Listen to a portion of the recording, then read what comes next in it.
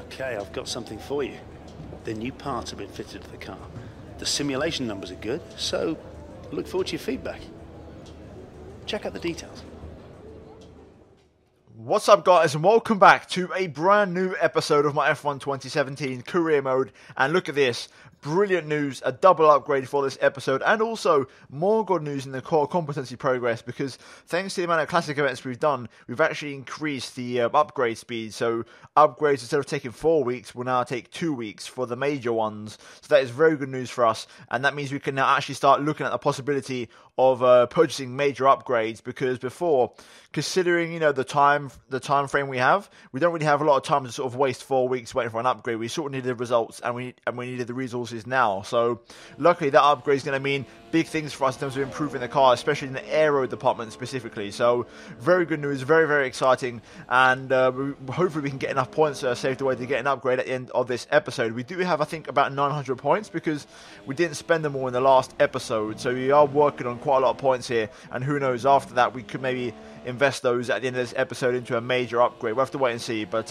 speaking of upgrade, as you can see, Friday practice underway here at Baku, and overall not too shabby. I've got to say, the car felt pretty damn good. I was a little bit skeptical about the performance in terms of would I be able to make that happen in the race and qualifying. So we're going to have to try and hope for a miracle, I think, because Baku is a track where the AI have been a little bit OP in the past. So obviously, to try and help me and give myself the best chance possible, we are going to strap on a brand new fresh power unit for the qualifying session here, and obviously for the rest of the weekend. And hopefully we can try and have a good result here. Over one lap, I think we can do some damage. I'm a little bit concerned that over the entire race we might not be as competitive, so it's crucial that we get a good group position here so we can have a good race and take it from there. But in Q1, we opted for the super softs and quite comfortably go second place behind Lewis Hamilton there. Very good lap to open up the session, and eventually we would actually go through the Q2 quite comfortably in 6th place. So overall, good first session there in qualifying. Massa also gets through in P10, and then moving into Q2, we opted for the slower soft compound tyres. Now, there is rain expected tomorrow in the race, but just in case I'm qualifying on these, in case, you never know, the rain might not be that heavy, or it might be dry to start with. So with that in mind, we are going to try and qualify with these and get through on these. And so far, it's not too bad. We did a slow first sector, we equaled the fastest in the middle sector, and then through the final sector, we gained 3 tenths. So very good final sector there, and only 4 tenths off at the end of the lap. So that lap got better as it went on, and that lap was actually good enough to see us through in P7 there into Q3, and also Massa joins me there in in P10, just getting through there in the other Williams car. But as we now move into Q3, you can see on my first attempt, I cut the corner there, and I get a slap on the wrist for also corner cutting, and we have to go for another attempt. Now this one, just like Canada in the last race, it's all or nothing, so we've got to really go for it in this attempt, and straight away into turn 1, using the 4th gear, using all of the track available. And the main thing about this track, and the real key to this circuit in my opinion, is staying off the curbs and getting really good traction. If you can do those two things, you're going to most likely have a pretty good lap, and so far that's exactly what I've done, as we now make our way into turn number 3, once again down the gears, down the 3rd, and really attack the corner there without getting too much curb or hitting the wall on the inside, as we now go to turn 4. As you can see, right-hander once again here, just trying to use all the track available without really using the curbs if possible, and getting the traction absolutely spot on. As we now go through the chicane of the left-right combination there, and not too bad. So far it's been a very good first sector. It's not going to be the fastest, but it's not too far off, about 4 tenths from Sebastian Vettel here, as we now go into the sort of castle section, very tricky section here, and you've got to really have the confidence and also balls of steel to just sort of throw the car in there and hope it sticks. This time no corner cuts through the section where we cut last time, and on the power once again here, up a short little stint on the hill, and then we started to decline slowly downhill as we approach the second sector split. Before that, we got to tackle this very tricky left-hander over the curb, really attacking that one there, and getting some very good traction on the exits. We now go through the second sector, 6 tenths down on Sebastian Vettel, so we got work to do in this final sector here, and we get some good traction out of the last major brake zone, and now it's just flat out all the way to the finish line, and we are running some pretty low aeros, so the straight line speed is going to be very, very good here. We wait for the DRS to become available right about now, and now basically running it to the line, keep it to the left-hand side for the shortest run. Is it going to be a good lap, or is it not? Across the line we go, and is it going to be good enough? I think it might be. It is P2, so front row of the grid at Baku. Really good lap there And that is a brilliant result for qualifying, not one that I saw coming whatsoever, especially with that lap being an all-or-nothing attempt. But a very good qualifying there. Second place, front row of the grid, and starting the race exactly the same place as we started last year in second place. So overall, very positive there. And to be fair, that lap was absolutely perfect. Not a single mistake. The best I could have done was second, and Vettel was just untouchable. And overall, a very, very good lap there. And Raikkonen only made his P7, as you can see there, and Massa P8. But overall, a very good qualifying session for us on Saturday. But we're now going to move into Sunday for round number 8 for the Azerbaijan Grand Prix. Right, here we are on the grid then at Baku for round number 8 of the season. And as you can see, once again, just like last season, it's a front row start in the exact same position from second place. Albeit last year, I believe we actually benefited from some penalties. This time we've actually qualified here, and we deserve this second place start. Sebastian Vettel, the man on pole, and he was absolutely untouchable in qualifying yesterday, and absolutely incredible. The only man in the 1 minute 38 is there in pole position. But for us, we're going to try and do our best from second place on the grid. And similar to the last 2 races, we've been blessed with a bit of rain. And I'm starting to get a little bit bored of saying this now every single race. But once again, the weather gods have made their presence felt here at Baku. And we are going to have a bit of rain, but not for too long though. Only for a little while. And that's part of the reason why I qualified on the softs instead of the super softs in Q2. Because if we look at the race strategy, I thought the rain wouldn't really last. I thought it would be like one square. And we might have even started the race on dry tyres, but instead we are going to have a little bit of intermediate action and then eventually switch over to dryers and actually finishing the race in full sunny conditions. So hopefully it all goes according to plan, it all works out nicely for us. I'm looking forward to this race and fingers crossed we can get a good result. To be honest, if I can get a podium, I'd be happy and try and keep our momentum going. So without further ado, let's jump straight into the race for round number 8 for Baku. Right, here we go. We're going to get ready to the 5. Red lights. And it's lights out and away we go here for Baku. And it's a pretty okay start from us. Not spectacular by any means, but good enough. Perez on my outside here. I've got to leave him in the room. He's going to try and go for the move here. A little bit of a tank slapper on the exit of the corner. Perez has made the overtake and taken second place from me. Sebastian Vettel remains in the lead, but that was not a good start from us. And Perez is getting the jump on me in the wet conditions here. So we're going to try and settle into this race. Going to knock down the brake bars to try and be a little bit more competitive in the brake zones. But Perez is going to be, I think, the man I'm hoping can give Vettel a run for his money, because Vettel's been absolutely untouchable in the last few races in some situations. So we're hoping Perez can sort of lay a hand on him and try and cause him some trouble. And the main thing is that we try and keep up in these conditions. I know in the rain we do struggle. Last race seemed to be an exception, but I think, realistically we're probably going to struggle in these conditions. So I need to try and survive this wet patch until the dry period arrives. So let's try and settle into this race, set some good lap times, and see how we cope in these conditions. I don't know what it is, but something feels incredibly strange with my car in these conditions. I can't put my finger on it, but looking at the tyre wear, the rear end of my car feels horrible. And I can see, looking at the tyre wear, I've got 10 more minutes of this rain, and I don't actually think I'm going to make it. This car feels horrible to drive. The Force Indias are bloody quick. They are the fastest. Perez has taken the lead, and they're setting the pace. But I'm just cooking my rears. They spin on the exits of corners, and the rear also comes around at the entry of every single corner. So it just feels like a real handful to drive at the minute. And I'm really hoping these conditions end sooner rather than later. I am really struggling at the minute, and Perez even faster still. The Force Indias are just on another level at the minute. Ocon is really pressurising me here, and I'm more or less keeping the gap to Seb about 3.5 seconds. But that last lap I really struggled for some pace, and I'm just really getting out of shape here. This is getting really frustrating. I need this rain to go away because I'm struggling. Okay, the rain has officially stopped now, so this could be dry tyres any moment. Right now the track still feels very much in the middle. I've absolutely fried my rear tyres, as you can see.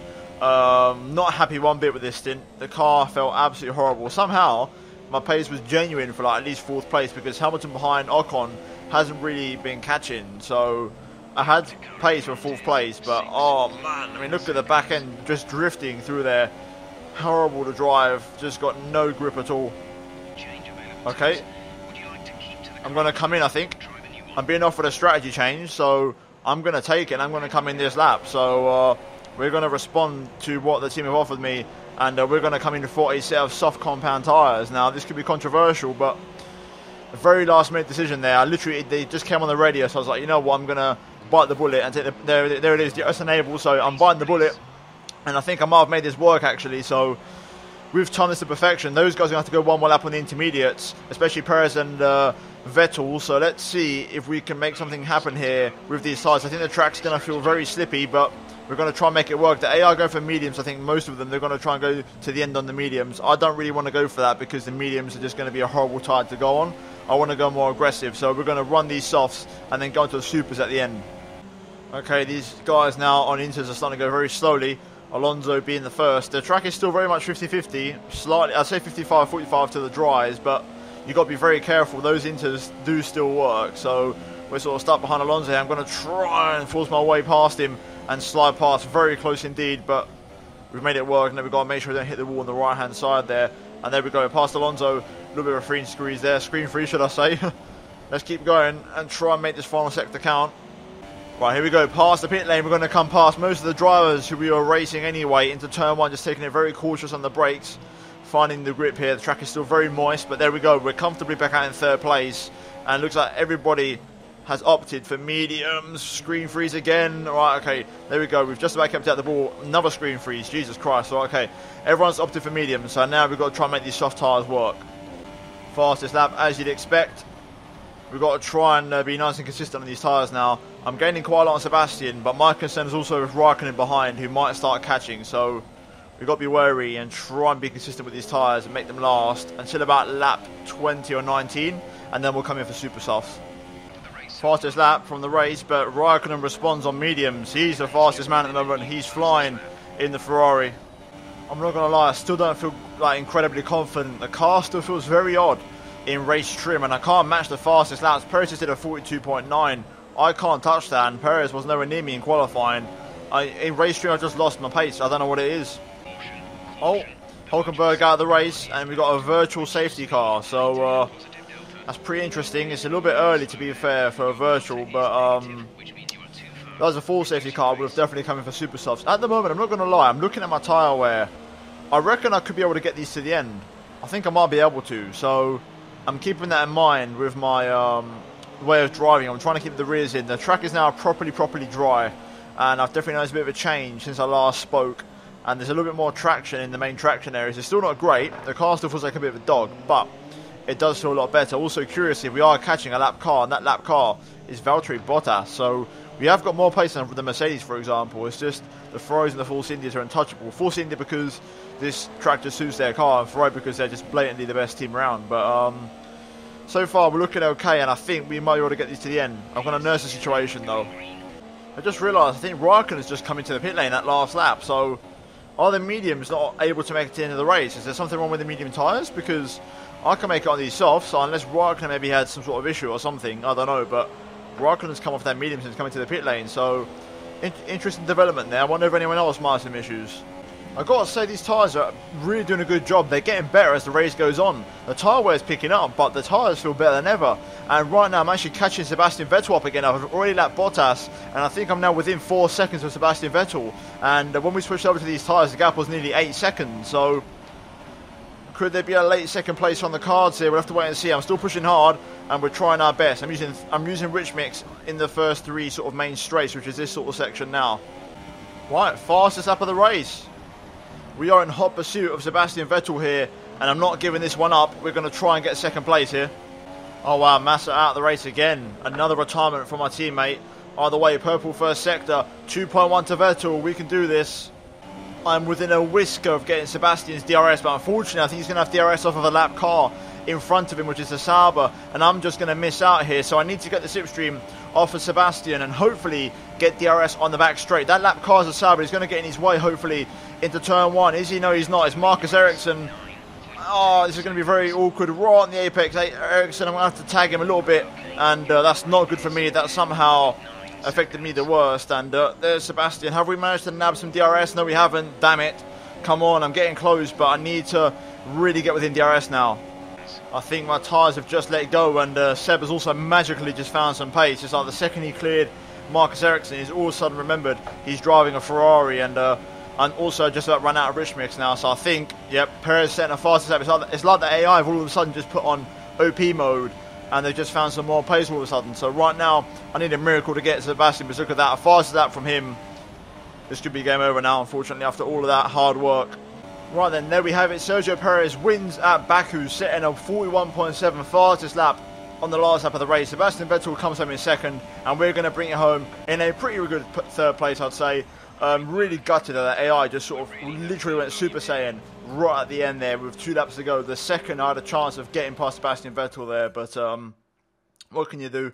I'll take third place. I said at the start of the race, if I could get a podium, I'd be happy. And overall, I'm not too disappointed. I think if I just finished ahead of Vettel, that would have been absolutely brilliant, just because Perez, for me, isn't a competitor to me, so I wouldn't have cared too much about him winning. I just wanted to be ahead of Vettel, but still, I'm not going to complain. 15 points on the board and yet another podium. So that's 3 in a row now, and we're keeping that momentum going and that good streak going. So overall, very good result for us, and Perez takes home a big 25 points for him to kickstart his season after he's had a bit of a topsy-turvy one so far this year.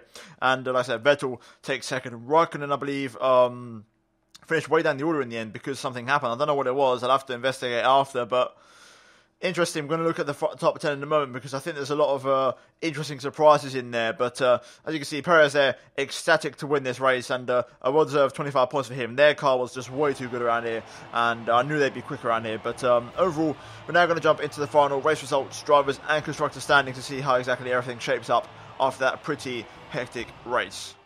Right, so looking at the final race results, Sergio Perez wins at Baku ahead of Sebastian Vettel and myself to round up the podium. Esteban Ocon just misses out in P4 with Lewis Hamilton in P5, and Max Verstappen and Ricciardo in a brilliant 6th and 7th there for the Red Bulls. Raikkonen only manages 8th place, and he didn't even do a pit stop. I think he must have made a mistake or something because there's only one stop to his name.